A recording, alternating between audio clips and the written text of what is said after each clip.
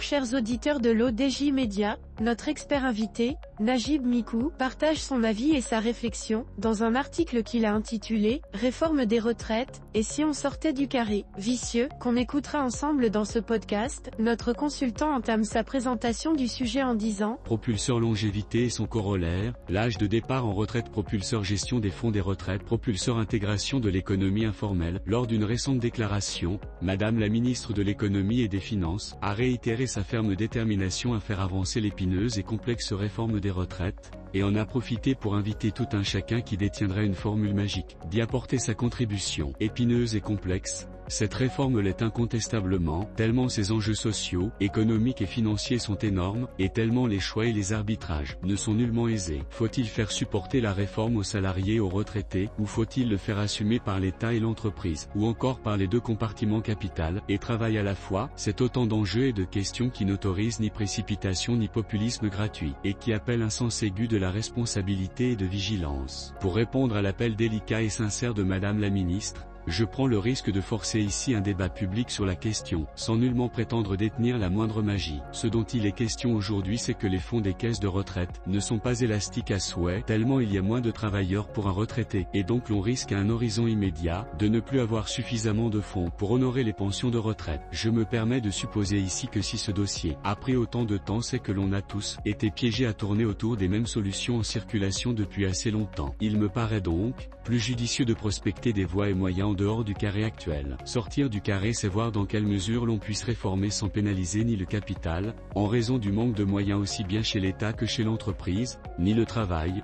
en raison du niveau actuel aussi bien des salaires que des pensions. Sortir du carré, c'est porter le focus sur de nouveaux propulseurs, dont je citerai le propulseur de la longévité des Marocains, qui frôle les 80 ans maintenant, le propulseur de gestion des caisses de retraite, et enfin le propulseur de l'intégration de l'économie informelle. Notre expert invité enrichit son discours de la manière suivante. Un propulseur longévité et son corollaire, l'âge de départ en retraite. L'âge de départ en retraite à 60 ans est là depuis que la longévité au Maroc était autour de 49 ans. Tout a changé, le mode de vie, les moyens, les conditions de travail, la santé, l'état d'esprit, les rapports sociaux, la durée de vie, etc. Bref, tout, et donc rien ne justifie plus aujourd'hui un départ en retraite à 60 ans pour l'homme. Cet âge doit être porté pour celui-ci à 65 ans obligatoire et à 67 ans optionnel. Quant à la femme, et en raison de la pénibilité de toutes ses contraintes personnelles et de ses engagements familiaux, sociaux et professionnels, elle devrait prendre sa retraite à 55 ans obligatoire et à 57 ans optionnel. Cette mesure pèsera fortement dans l'équation réforme des retraites à travers l'augmentation substantielle et automatique de la masse additionnelle des contributions salariales et patronales, qui seraient versées aux caisses de retraite.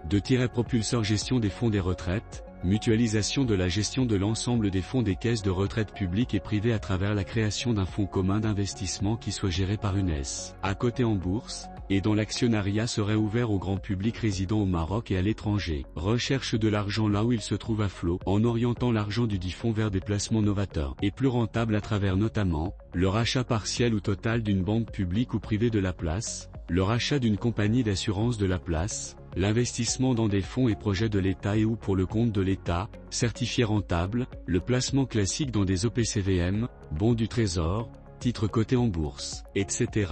Soutenir les caisses de retraite publiques par une taxe parafiscale de 0,7% à l'importation. L'auteur termine son article en ces termes. Propulseur intégration de l'économie informelle, il s'agit là d'un gisement dormant à plus d'un titre. Je réfère à la partie 2 de ma dernière analyse du projet de loi des finances 2024 où j'ai proposé un dispositif de mesures pour ce faire, dont je rappelle ici les 3 principales étapes successives. Une première étape d'amnistie de 3 ans pour permettre à l'ensemble des opérateurs de cette économie de s'y préparer, une deuxième étape de déclaration des salariés à la CNSS qui durera 3 ans, et une troisième étape de paiement graduel de l'IS sur 4 ans. Nul besoin de rappeler ici tous les avantages de cette intégration sur l'économie nationale, sur les recettes fiscales de l'État et sur la caisse de retraite CNSS. Il est à relever pour conclure, que tout ce dispositif alternatif de sauvetage des caisses de retraite, ne repose en rien ni sur le capital ni sur le travail. Bien au contraire, il préserve leur situation actuelle et permet aux caisses de retraite de devenir un grand acteur de l'économie nationale et un garant pérenne de pensions de retraite dignes, sans que ça ne soit aux dépens des salariés actuels et des générations futures. Rédigé par Najib Mikou.